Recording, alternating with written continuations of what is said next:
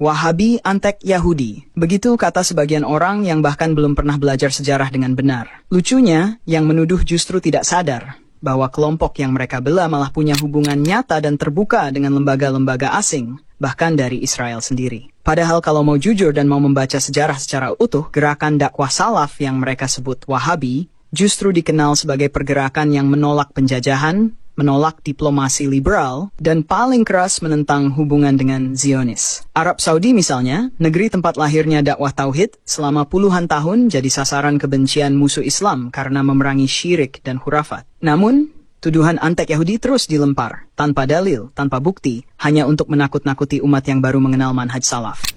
Sebagian teman-teman kita yang berpegang pada sunnah Nabi SAW sering mengatakan kita kembali kepada pemahaman salaf. Pemahaman salaf maksudnya sahabat. Salaf itu orang terdahulu. Kemudian Wahabi, apa Wahabi ini? Dari mana istilah ini?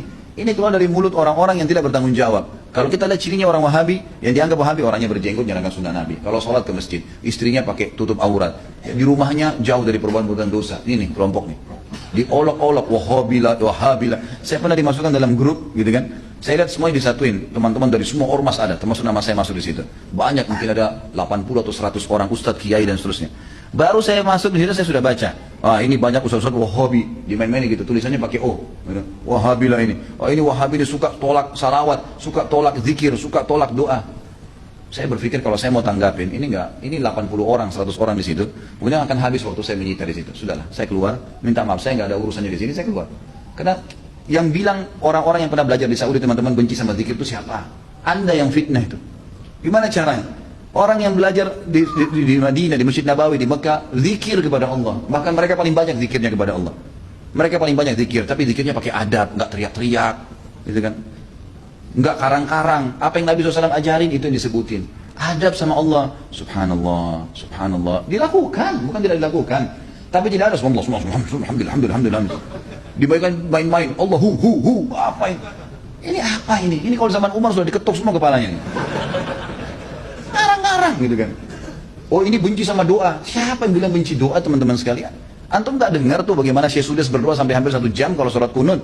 Itu dikatakan tutup pentolannya Wahabi katanya. Baik berdoa kunut 1 jam sampai orang semua pada menangis seluruh dunia, antum bilang itu Wahabi. Ini subhanallah nih. Benci doa itu namanya ajib. Sesuatu yang aneh gitu bagi saya. Tuduhan-tuduhan yang tidak beralasan sama sekali, nggak beralasan nih. Yang penting dari Saudi Wahabi, gitu kan? Saya sampai waktu mau berangkat ke Saudi, awal saya mau belajar tahun 90, teman-teman ayah saya sempat titip pesan dari kota Makassar, Khalid, nanti kamu ke Saudi, ambil ilmunya tapi jangan jadi Wahabi. Baik, saya berangkat 6 bulan pertama teman-teman sekalian, semua guru yang masuk saya ketakutan lihat.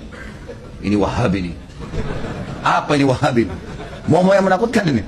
Kena wanti-wanti begitu.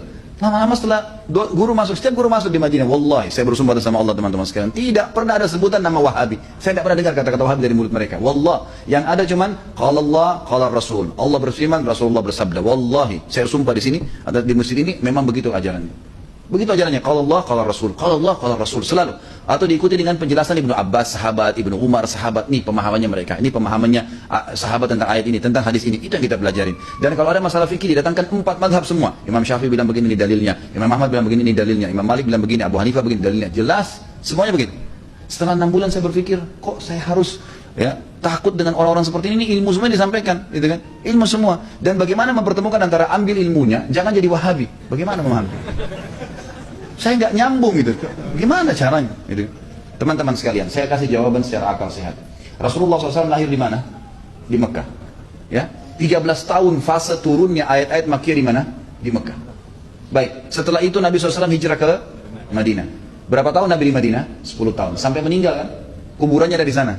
Demi Allah, Mekah sama Madinah markas Islam.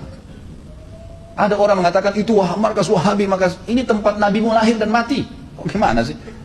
Lalu dikatakan itu ajaran yang tidak benar, yang sesat. Padahal kalau kita duduk di majelisnya ulama, ini Rasulullah bersabda, ayat Al-Quran dalam surah ini, selalu itu. Silakan saya tantang siapapun teman-teman sekalian, bukan tantang. Saya ajak anda kalau lagi umrah, yang mengatakan Wahabi, tolong anda datang ke Masjid Nabawi, Masjid Haram Mekah, duduk di majelisnya salah satu ulama situ. Coba dengar apa yang mereka bilang.